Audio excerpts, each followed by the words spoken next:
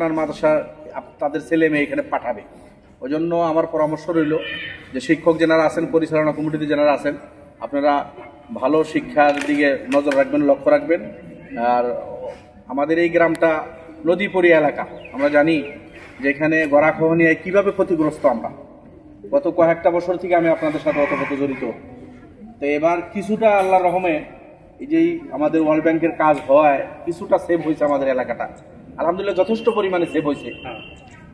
তো নদীপড়ি এলাকা অনেক সমস্যা জর্জরিত এলাকা।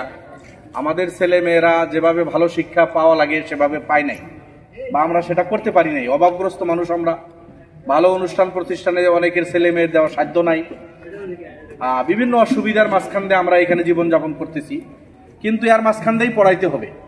আমরা কষ্ট করিয়া, আমাদের হাবিল উদ্দিন বলছে, সে নিজের পরিচয় দিচ্ছে নিরক্ষর কবি, স্কুল কলেজে কোনোদিন যায় নাই, অক্ষর পড়তে পারে না, ABCD পড়তে পারে না, ক খ গ ঘ পড়তে পারে না, কিন্তু সে অনেকটা কবিতা রচনা করে, ভালো ভালো কবিতা রচনা করিয়া গোটা আসামের মানুষের অনেকটা সমাদর পাইছে।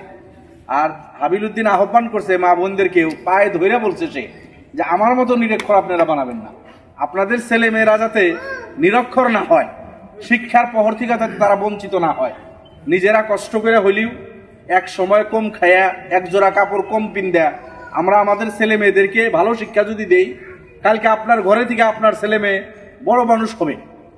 এই আপনার ঘরে থেকে গিয়ে বড় মানুষ হবে। আপনারা বোধহয় যে সোশ্যাল মিডিয়া দেখেন, আমাদের এই খরিচালার পাশে কুকিলা আবাদির একটা ছেলে লন্ডনে থেকে ব্যারিস্টার হয়েছে, গত 2-3 দিন থেকে বোধহয় সোশ্যাল মিডিয়ায় খুব দেখতেছেন আপনারা।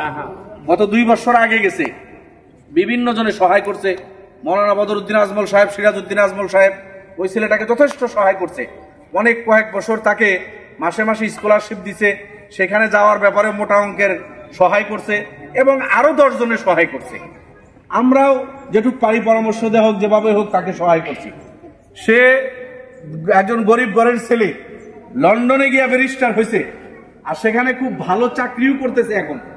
কালকে আমার সাথে রাত্রে কথা বলছে যে স্যার আমি এখন অক্সফোর্ড ইউনিভার্সিটিতে PhD করার জন্য আমি প্রস্তুতি নিতেছি, যদি আমি সুবিধা পাই, অক্সফোর্ড বিশ্ববিদ্যালয় গোটা বিশ্বের ভিতরে বহুত নামি দামি একটা বিশ্ববিদ্যালয়, সেখান থেকে একটা ডিগ্রি আমি নেওয়ার জন্য আমার এই চাকরির সাথে সাথে